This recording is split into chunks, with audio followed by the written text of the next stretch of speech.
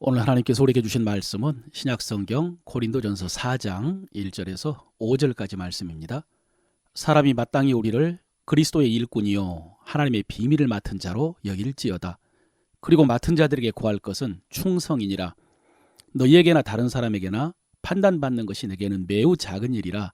나도 나를 판단하지 아니하노니 내가 자책할 아무것도 깨닫지 못하나 이로 말미암아 의롭다함을 얻지 못하노라. 다만 나를 판단하실 이는 주시니라. 그러므로 때가 이르기 전 곧 주께서 오시기까지 아무것도 판단하지 말라. 그가 어둠에 감추인 것을 드러내고 마음의 뜻을 나타내시리니 그때 각 사람에게 하나님께로부터 칭찬이 있으리라. 아멘. 하나님께서 오늘 이 말씀을 통해서 우리에게 응답해 주시고 생명과 약속의 길로 인도하실 줄로 믿습니다. 미국에서 사업을 하던 어떤 여자 성도님이 어느 날 비행기를 타게 되었습니다. 그런데 공항에 도착을 해보니까 비행기가 연결이 되지 않아서 탑승 시간이 좀 지연되었습니다. 그래서 책이나 읽으면서 기다려야 되겠다라고 생각을 하고 매점에서 비스킷을 하나 사가지고 와서 의자에 앉아 책을 읽었습니다. 그런데 조금 후에 한 남자가 와서 자기 옆에 앉았습니다. 그리고 아무 말 없이 자기 비스킷 하나를 집어서 먹는 것입니다. 이 여자 성도님은 당황스러웠지만 그래도 비스킷이 먹고 싶었나 보다라고 생각을 하고 아무 말도 하지 않았습니다. 그런데 조금 후에 이 남자가 또 비스킷을 집어서 먹었습니다. 역시 양해도 구하지 않고. 그래서 이분이 비스킷을 집으면서 그 남자를 한번 쳐다보았습니다. 외모는 멀쩡했습니다. 그런데 이렇게 무례할 수가 있나? 그 다음부터 이 남자가 신경이 쓰여서 책을 읽을 수가 없었습니다. 비스킷은 하나 남았는데. 그런데 조금 후에 이 남자가 하나 남은 비스킷을 집더니 그것을 반으로 딱 쪼개서 반은 다시 놔두고 반은 자기가 먹었습니다. 이분은 너무 기가 막혀서 자리에서 일어났습니다.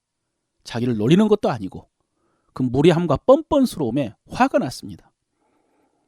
마침 비행기가 출발한다는 안내방송이 나와서 비행기를 탔습니다. 그러나 생각하면 생각할수록 화가 났습니다. 그래도 기분 나쁜 일은 빨리 잊는 게 낫겠다라고 생각을 하고 아까 읽던 책을 계속 읽으려고 가방을 열었는데 그 안에 자기 비스켓이 있더랍니다. 띵. 그럼 아까 공항에서 먹은 비스켓이 누구의 비스켓이었다는 것입니까? 예, 그 남자분의 비스켓이었던 것입니다. 자기가 그 남자의 비스켓을 먹으면서 그렇게 열을 낸 것입니다. 콧바람을 씩씩거리면서. 그러자 아까는 그 남자가 그렇게 무례하다고 생각하고 화가 났는데 이제는 마지막 남은 비스켓을 쪼개가지고 반을 놔두던 그 남자가 그렇게 멋있는 신사로 느껴졌답니다. 여러분, 우리도 이럴 수 있습니다. 우리의 판단이라는 것이 이렇습니다. 자기가 잘못 알고 잘못하고도 그것을 잘 모를 수 있습니다. 특히 사람에 대해서요. 뭐 저런 사람이 있나? 딱 질색이다, 별로다 이렇게 생각한 사람이 사실은 좋은 사람, 괜찮은 사람, 훌륭한 사람일 수 있습니다. 그래서 바울도 오늘 본문에서 함부로 판단하지 말라라고 말합니다. 그런데 오늘 본문의 중심 메시지는 충성입니다. 그래서 오늘 설교 제목이 판단과 충성이죠. 오늘 4장 1절 2절 읽어보겠습니다. 사람이 마땅히 우리를 그리스도의 일꾼이요 하나님의 비밀을 맡은 자로 여길지어다. 그리고 맡은 자들에게 구할 것은 충성이니라. 여기서 우리는 정확하게 말하면 바울과 베드로와 아볼로입니다. 바울은 고린도 교회를 개척했고 베드로와 아볼로는 고린도 교회에 와서 사역을 했던 사역자들입니다. 오늘날로 말하면 목회자들이죠. 성도들은 이들을 어떻게 여기라고 하십니까? 그리스도의 일꾼이요 하나님의 비밀을 맡은 자로 여길지어다 그랬습니다. 하나님의 비밀을 맡은 그리스도의 일꾼이요. 여러분 여기서 하나님의 비밀은 헬라어로 미스테리온이라고 합니다. 미스터리라는 단어가 여기서 파생되었습니다. 신비로운, 비밀스러운, 시크릿 그런 뜻입니다. 여러분 이것이 하나님의 말씀입니다. 하나님의 말씀이 하나님의 비밀입니다. 그러므로 여러분 우리가 하나님의 말씀을 친밀하게 생각하고 가까이 해야 합니다마는 그렇다고 쉽게 가볍게 생각하면 안 됩니다. 하나님의 말씀에는 신비스럽고 비밀스러운 것이 있습니다. 예언적이고 영적인 측면이 있습니다. 그래서 특히 이렇게 목회자를 통해서 선포된 말씀을 여러분 소홀히 들으면 안 됩니다. 아모스 3장 7절에 이렇습니다. 주 여호와께서 자기의 비밀을 그 종 선지자들에게 보이지 아니하시고는 결코 행하심이 없으시리라 그랬습니다. 여러분 그렇습니다. 하나님께서는 무엇을 행하기 전에 반드시 그의 종들을 통해서 먼저 말씀하십니다. 그래서 우리가 설교 듣기 전에 아까 제가 고백했던 것처럼요, 이 말씀이 응답이고 능력이고 생명입니다.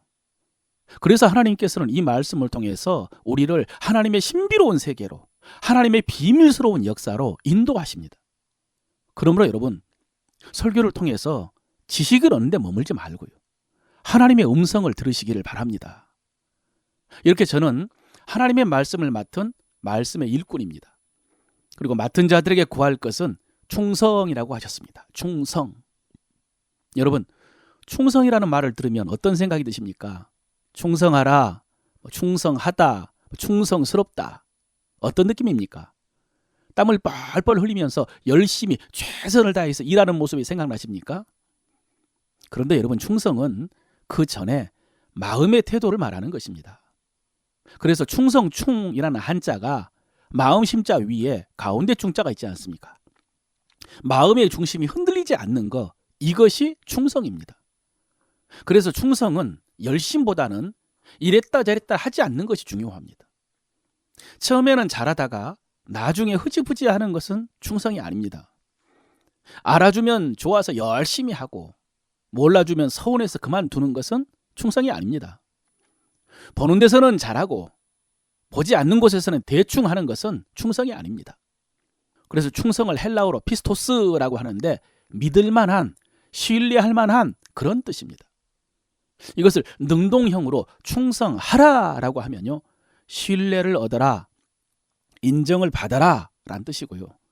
수동형으로 충성스럽다라고 하면은 믿을 만한 사람이다, 신뢰할 만한 사람이다, 그런 뜻입니다. 여러분, 다시 저는 하나님의 말씀, 하나님의 비밀을 맡은 사역자라고 했습니다. 그래서 저는 이 사명을 충성스럽게 감당하겠습니다. 믿을만하게. 이를 위해서 프로스카르테레오, 오로지 기도하는 것과 말씀 사역에 힘쓰겠습니다. 실제로 여러분, 오늘 이 설교도 그렇습니다만은 매일 유튜브로 전하는 오늘의 만나, 여러분 그거 쉽게 전하는 말씀 아닙니다. 제가 교회를 개척하면서 마음먹은 것 중에 하나가 더 깊은 묵상, 더 복된 말씀이라고 했는데 정말로 어렵습니다. 많은 시간이 필요합니다. 좀 더 시간이 많았으면 좋겠는데, 그래서 하루 종일 집 밖에 나가지 않을 때가 많습니다. 계속 이렇게 살면 안 되는데 이런 생각이 들 정도로. 그러나 여러분, 충성하겠습니다. 믿을 만한 말씀을 전하겠습니다. 믿을 만한 목회자가 되겠습니다. 그런데 여러분, 저는 이렇게 하나님의 말씀을 맡았는데 여러분은 무엇을 맡으셨습니까? 주님이 성령의 은사를 주셔서 맡긴 사명이 있고요, 교회에서 맡겨준 사명이 있고, 또 교회뿐만 아니라 가정과 사회에서도 맡은 사명도 있으시죠. 여러분, 무엇을 맡으셨습니까? 그 맡은 자들에게 구할 것은 뭐라고요? 충성. 충성. 여러분 어떻습니까? 충성. 여러분은 스스로 믿음직하다라고 생각하십니까? 사람들에게 믿을만하다라고 신뢰를 얻었습니까? 그런데 우리는 사람에게 충성하는 것이 아니라 하나님께 충성해야 되기 때문에 하나님께 신뢰를 얻어야죠. 여러분 어떻습니까? 하나님께서 여러분을 믿음직하게 여기실까요? 그럼 우리가 어떻게 하면 믿음직한 사람이 될 수 있을까? 다른 말로 하면 우리가 어떻게 충성할 수 있을까요? 그저 열심히만 하면 되는 것이 아니라고 그랬습니다. 오늘 바울은 이 충성이 판단과 관련이 있다라고 가르쳐줍니다. 그래서 충성하라라고 해놓고요, 계속 설명하는 것은 판단입니다.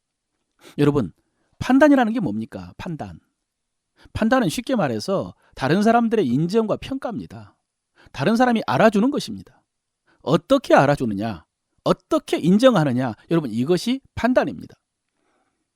우리는 사람들이 어떻게 알아주느냐에 따라서 충성하기도 하고, 반대로 판단 때문에 충성하다가 흔들리기도 합니다. 우리 인간은 이런 존재입니다. 그래서 우리가 충성하기 위해서는 먼저 판단이라는 것을 알아야 됩니다. 이 판단의 본질에 대해서 알아야 우리가 흔들리지 않고 끝까지 충성할 수가 있습니다. 여러분, 오늘 본문에는 세 가지 종류의 판단이 나옵니다. 다른 사람의 판단, 자기의 판단, 그리고 주님의 판단이요. 먼저 다른 사람의 판단. 여러분, 우리는 끊임없이 다른 사람의 판단을 받습니다. 사람들이 계속해서 우리를 판단합니다. 지켜보면서요, 이러쿵 저러쿵 생각하고 말합니다. 그런데 여러분, 사실 이런 다른 사람의 판단도 중요합니다. 우리는 다른 사람이 나를 어떻게 판단하는지 좀 알 필요가 있습니다. 내가 다른 사람에게 어떻게 비춰지고 있는지. 우리가 잘못하면요, 자기를 몰라도 너무 모를 수가 있습니다. 자기가 주변 사람들을 얼마나 곤란하게 하고 얼마나 힘들게 하고 있는지 모를 수가 있습니다. 그래서 우리는 다른 사람의 판단도 좀 알아야 됩니다. 물론 여러분, 그 반대도 알아야 되겠죠. 내가 다른 사람에게 얼마나 힘이 되고 있는지 여러분, 이것도 알아야 됩니다. 다른 사람이 나를 얼마나 좋아하는지 이것도 알아야 됩니다. 이게 자존감이죠. 그러나 여러분, 중요한 것은 이런 다른 사람의 판단 때문에 자기의 중심을 잃으면 안 된다는 사실입니다. 다른 사람의 시선 때문에 자기 양심이나 자기 주관이나 자기의 정체성까지 잃어버리고 오로지 다른 사람의 판단에 따라서 왔다 갔다 하면은 여러분, 살 수가 없습니다. 그러면요, 충성할 수 없고요, 신뢰할 수 없는 사람이 됩니다. 무엇보다도 자기가 살기가 너무 힘듭니다. 이런 동화가 있습니다. 아버지와 어린 아들이 나귀를 끌고 장에 갔습니다.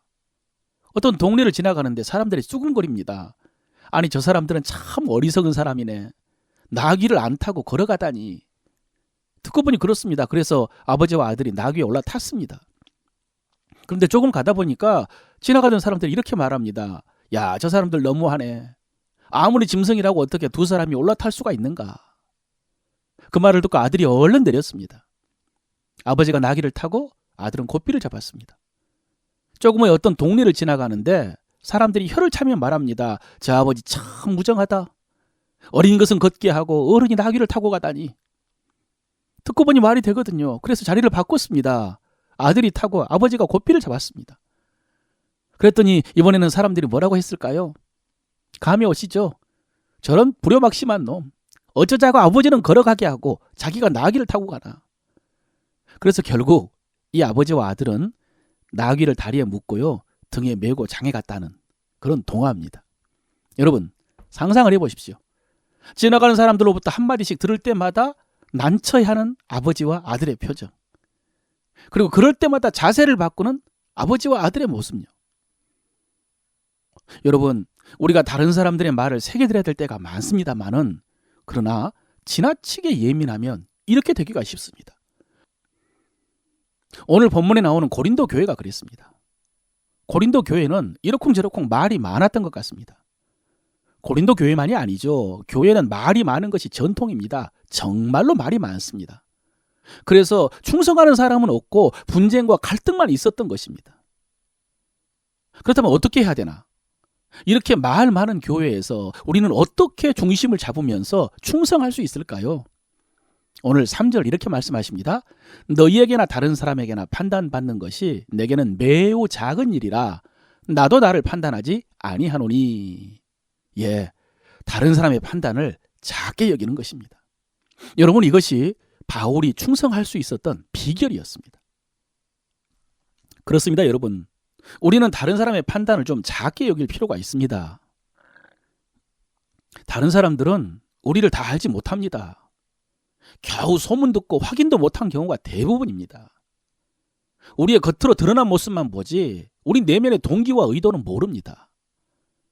이렇게 잘 모르는 사람들의 판단을 너무 크게 받아들이면 우리가 마음의 중심을 지킬 수가 없습니다.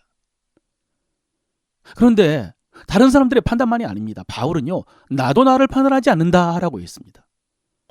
바울은 다른 사람의 판단만이 아니라 자기 자신의 판단도 작게 여겼다는 말씀입니다.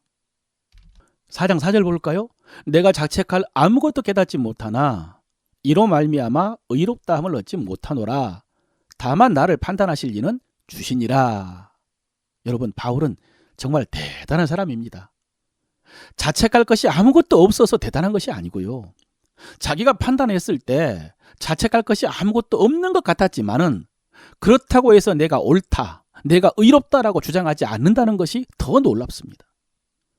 여러분, 아까 공항에서 남의 비스킷 먹었던 그 여자분, 그렇게 멋있는 신사를 잠시 동안 무례하고 형편없는 남자로 평가했던 것처럼 내가 스스로 옳다고 판단했고 지금도 그 생각을 붙잡고 있지만은 여러분, 아닐 수 있지 않습니까? 사람들에 대한 내 판단, 좋은 사람인데 작은 오해 때문에, 선입관 때문에 나쁜 감정 가지고 있을 수 있고요. 잘못하고 옳지 않은 일을 옳다고 고집할 수도 있지 않습니까? 실제로 여러분, 바울도요, 한때 하나님을 잘 섬긴다고 하면서 교회를 핍박하고 스데반을 죽였습니다. 그러니까 우리 모두가 다 나의 판단을 작게 여길 수 있어야 됩니다. 그래야 정말로 충성할 수가 있습니다. 그렇다면 여러분, 우리가 진짜 마음에 염두해야 될 판단은 무엇일까요? 주님의 판단입니다. 다만 나를 판단하실 이는 주님이시라 그랬습니다. 사랑하는 성도 여러분, 앞에 말씀드린 것처럼 우리가 충성하는 데 있어서 중요한 것이 판단입니다. 평가입니다. 현실입니다. 그리고 이 판단은 공정하고 정확해야 됩니다. 사람들은요, 자기에게 유리한 판단은 둘째치고라도 부당하지 않는 판단만 받아도 어느 정도 충성할 수 있을 것입니다. 그렇지 않습니까? 공정한 판단을 받는다면 정말로 넉넉히 충성할 수가 있을 것입니다. 그렇습니다, 여러분. 제가 서울에서 목사 안수를 받고 처음으로 노예, 목사, 장로 체육대회에 나갔습니다. 갔더니 5년 만에 축구 경기가 부활이 되었답니다. 여러분, 저는 그전에도 조기 축구를 계속 나갔기 때문에 이 축구 경기의 현실을 압니다. 그래서 우리 노예가 대단한 노예다라고 생각을 했습니다. 왜냐하면 아무리 목사님, 장로님이라고 해도요, 노예에서 축구 경기 하다가 싸움 안 나기가 쉽지 않거든요. 축구 시합할 때 가장 많이 다투는 게 옵사이드 하고요, 푸싱 반칙입니다. 축구 경기 하다 보면 몸이 부딪힐 수밖에 없는데 어떤 분은 몸만 닿아도 반칙이라고 하고요. 어떤 분들은 그런 것까지 반칙 잡으면 축구를 어떻게 하느냐고 합니다. 그래서 심판한테 따집니다. 그러다가 큰 소리 나고 혈기도 부리고 나중에는 싸움도 나기 때문에 그런 체육대회에서 축구 경기가 제외되는 게 대부분입니다. 그런데 그런 축구 경기가 5년 만에 부활이 된 것입니다. 그리고 그해 체육대회 기간에 축구 경기 7경기를 하는 동안에요, 말다툼 한 건도 없었습니다. 심판에게 단 한 건의 항의도 없었고요, 다툼도 없었습니다. 어떻게 그런 일이 일어났을까요? 그동안 축구하시는 목사님, 장로님들이 거듭나서 새 사람이 되었을까요? 약속을 단단히 했기 때문일까요? 아닙니다. 그 이유는 그날 심판 보신 분이요, 국제심판이었기 때문입니다. 노 회장님 교회 집사님 가운데 대한축구협회 공식 심판이 오셔서 그날 축구 경기 주심을 받습니다. 옷도 진짜 TV에서만 봤던 그 까만 옷, 지금은 심판이 노란 옷도 입고 그러지만은 옛날에는 까만 옷 입었습니다. 여러분, 국제심판이 옵사이드라고 하는데 어느 목사님이 이 일을 제기하겠습니까? 국제심판이 파울이라고 하는데 어떤 장로님이 감히 파울이 아니라고 우기겠습니까? 그래서 축구 경기 하는 동안에요, 단 한 명도 심판에게 이 일을 제기하는 사람이 없었습니다. 그저 경기 열심히 했습니다. 서로 우기지 않고 항의하지 않고 다투지 않고 경기만 하니까요, 정말로 재밌더라고요. 여러분, 국제심판이 심판을 보니까 모든 시비가 그치고 원망도 그치고 그저 열심히 경기를 할 수 있는데, 하나님이 심판되어 주시고 하나님이 판단해 주시고 하나님이 평가해 주신다면 우리는 얼마든지 자유롭게 충성할 수 있지 않겠습니까? 반대로 우리가 주의 일 하면서도 여전히 낙심하고 다투고 싸우는 것은 주님의 판단을 알지 못하기 때문이 아닐까요? 우리가 주의 일 하다가 섭섭해하고 낙심하고 좌절하고 포기하는 것은 주님의 판단을 신뢰하지 못하기 때문이 아닙니까? 이에 대해서 바울은 이렇게 강력하게 말합니다. 5절인데요. 그러므로 때가 이르기 전 곧 주께서 오시기까지 아무것도 판단하지 말라. 그가 어둠에 감추인 것들을 드러내고 마음의 뜻을 나타내리니 그때 각 사람에게 하나님으로부터 칭찬이 있으리라. 사랑하는 성도 여러분, 아무것도 판단하지 마시기 바랍니다. 주님이 오시기까지. 자기 판단에 집착하지 마시기 바랍니다. 고집 피우지 마십시오. 또 다른 사람의 판단에 마음 빼앗기지 마십시오. 흔들리지 마십시오. 오직 주님의 판단에 맡기고 그저 충성할 수 있으시길 바랍니다. 주님이 오셔서 감춰진 거 다 드러내실 뿐만 아니라 마음의 동기까지 나타내신답니다. 그때 각 사람에게 하나님께로부터 칭찬이 있을 것이라 라고 하셨습니다. 사랑하는 성도 여러분, 이 말씀 붙들고 왔다 갔다 이랬다 저랬다 하지 말고 묵묵히 순종함으로 사람들에게 뿐만 아니라 주님께도 믿음직하다, 착하고 충성된 종아, 이렇게 칭찬받는 여러분 되시기를 바랍니다. 마지막으로 여러분, 사실 오늘 제가 설교를 하면서 이 본문의 배경을 말씀드리지 않았습니다. 그런데 이 말씀의 실제적인 분위기는 8절입니다. 이런 말씀입니다. 너희가 이미 배부르며 이미 풍성하며 우리 없이도 왕이 되었도다. 우리 없이도 왕이 되었다. 우리가 누구라고 했죠? 예, 바울과 베드로와 아볼로 같은 사람들입니다. 사도들이고 사역자들입니다. 여러분, 고린도 교인들이 이분들 없이도 스스로 왕이 되었습니다. 사역자들도 필요 없다고. 그래서 그들이 사역자들을 판단했습니다. 평가하고 비방한 것입니다. 그래서 바울이 에베소에 머물 때 아볼로가 고린도에서 목회를 하다가 에베소로 돌아가 버렸습니다. 얼마나 징글징글했으면요. 그래서 고린도전서 16장에서 바울이 이렇게 말합니다. 형제 아볼로에 대하여는 그에게 형제들과 함께 너희에게로 가라고 내가 많이 권하였으되 지금은 갈 뜻이 전혀 없는 것 같다. 여러분, 아볼로가 오죽했으면 이렇게 했겠습니까? 제가 왜 이 말씀을 드리냐면 이것이 가장 불행한 일이기 때문입니다. 교회에서 신앙생활을 하면서 왕노릇 하려고 하는 것이 가장 불행한 일입니다. 이러면 자기 신앙만 망치는 것이 아니라 주님의 몸된 교회를 망치기 때문입니다. 여러분, 제가 예전에 마지막 당부로 남긴 말씀처럼 신앙생활은 하나님의 부르심을 따라 섬기는 것이 가장 행복한데, 그런데 좌우에 앉아서 높은 곳에 가서 목회를 판단하고 성도를 판단하고 교회를 주관하려고 하는 것은 가장 불행한 것입니다. 사랑하는 성도 여러분, 교회의 머리는 우리 주님이십니다. 그리고 그 주님께서 그의 종을 세워서 말씀과 기도로 교회를 이끌어 가십니다. 성도들은 그 말씀을 통해서 하나님의 뜻을 분별하고 묵묵히 자기 사명을 감당하면서 하나님 섬기는 것이 가장 행복합니다. 말씀에 은혜 받고 신앙이 성장하고 그래서 삶이 변해가는 거, 여러분, 이것이 즐거움입니다. 왕노릇은 교회에서 하는 것이 아니라 마귀에게 해야 됩니다. 왕 나는 왕자다. 하나님의 자녀로서 마귀를 대적할 때 그들 앞에서 왕노릇 해야 됩니다. 판단하고 주장하고 대적하고 싸우는 것은 악한 영들에 대해서 해야 됩니다. 그럴 때 여러분, 우리가 주님 앞에 가서 진짜 왕노릇하게 될 것입니다. 사랑하는 성도 여러분, 판단하는 자가 아니라 충성하는 성도들 되시기를 바랍니다. 그리고 왕노릇하고 주관하는 자가 아니라 섬기는 자가 되어서 하나님의 나라를 세우고 이 땅에 주의 몸된 교회를 세우는 여러분 되시기를 주의 이름으로 축원합니다.